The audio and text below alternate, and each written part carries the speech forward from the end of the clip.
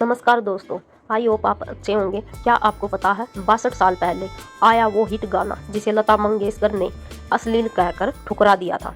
और दोस्तों, उस गाने के लिए लता मंगेशकर जी की बहुत ही ज़्यादा बहस हुई थी राज कपूर के साथ। सिनेमा में सदियां बीत जाएंगी, लेकिन जो जादू लता मंगेशकर की आवाज़ ने किया वो शायद मुश्किल ही हो पाए।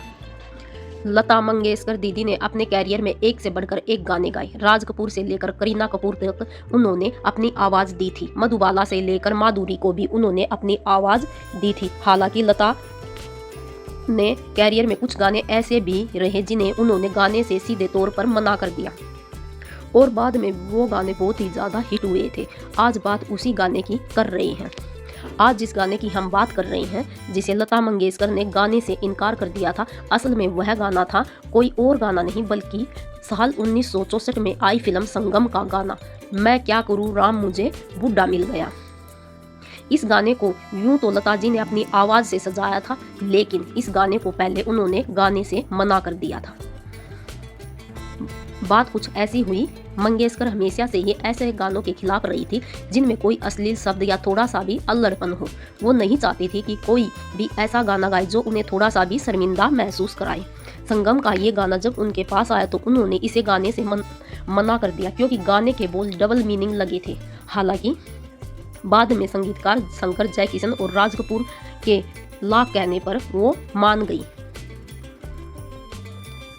इस गाने को राज कपूर लता मंगेशकर से ही गवाना चाहते थे। लता जी और राज कपूर के बीच कई ऐसे गानों को लेकर तीखी बहस भी हुई है।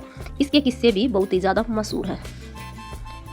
लता जी ने एक बार बताया था, जब यह गाना उनके पास आया तो उन्होंने सुनते ही कहा था, राज साहब मैं ऐसे गाने नहीं गाती। राज कपूर अपनी फिल्म के संगीत के साथ कोई बदलाव नहीं करना चाहते थे और वो भी जिद पर अड़ गए। राज कपूर और लता जी के बीच काफ़ी देर तक बहस भी हुई थी।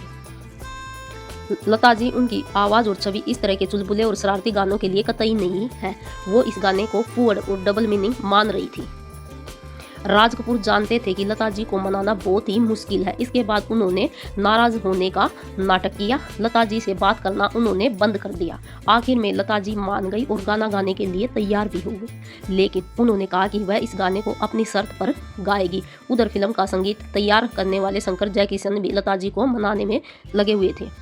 आखिरकार बात बन गई और लता जी ने इस गाने को गाने के लिए तैयार हो गई। उन्होंने कहा कि वह इस गाने को वैसा नहीं गाएगी जैसा राज कपूर चाह रहे हैं। इसके अलावा उन्होंने कहा कि गाना सही तरीके से फिल्माया जाए और इसके साथ छेड़छाड़ नहीं की जाए। इस गाने को एक शिकायत के लहजे में गाएगी जैसे उन्हें सच में एक बूढ़ा मिल गया है। लता जी ने गाने में अपनी आवाज़ को थोड़ा तीखा और चिड़चिड़ा रखा ताकि लगे कि एक नई नवेली दुल्हन सच में अपने पति से परेशान होकर भगवान से शिकायत लगा रही है। जब गाना रिकॉर्ड हुआ और पर्दे पर वैजयंती माला पर फिल्माया गया तो इसे इतिहास रच दिया। लता जी की नखरीली आवाज़ इस गाने की सबसे बड़ी खूबी बन गई। दर्शकों ने इसे हाथों हाथ लिया। यह साल का सबसे बड़ा चर्चित गाना बन गया। हालांकि जब गाना आया तो उन्हें पता चला कि वो गाना ऐसा बनेगा। राज कपूर और शंकर जयकिशन ने गाना बनवाया और लता से कहा था कि वो वैसे ही रिलीज करेंगे जैसे वो चाहती है, लेकिन बाद में इस गाने को वैजयंती माला पर अलग तरह से फिल्माया गया जिससे वो काफ़ी रुसवा हो गई। इस गाने में वैजयंती माला अपने हीरो राज कपूर के साथ दिखी। गाने में वैजयंती माला राज कपूर को रिझाती हुई नजर आई। इसके अलावा उनके काफ़ी कहने पर कपड़े भी काफ़ी अलग थे। ये देख लता मंगेशकर राज कपूर से इतनी नाराज हुई कि उन्होंने राज कपूर की अगली फिल्म मेरा नाम जोकर में गाने से साफ मना कर दिया।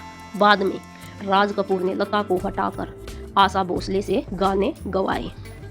हालांकि लता का गाया गाना मैं क्या करूँ राम हिट रहा और लता ने बताया कि उन्होंने ये गाना कभी स्टेज पर कभी नहीं गाया और लता मंगेशकर ने इस गाने के चलते फिल्म संगम को कभी नहीं देखा।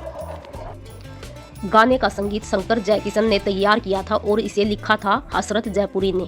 18 जून 1964 को रिलीज हुई राज कपूर के निर्देशन में बनी फिल्म संगम में राज कपूर हीरो और वैजयंती माला हीरोइन बनकर नजर आई और यह फिल्म खूब हिट रही थी।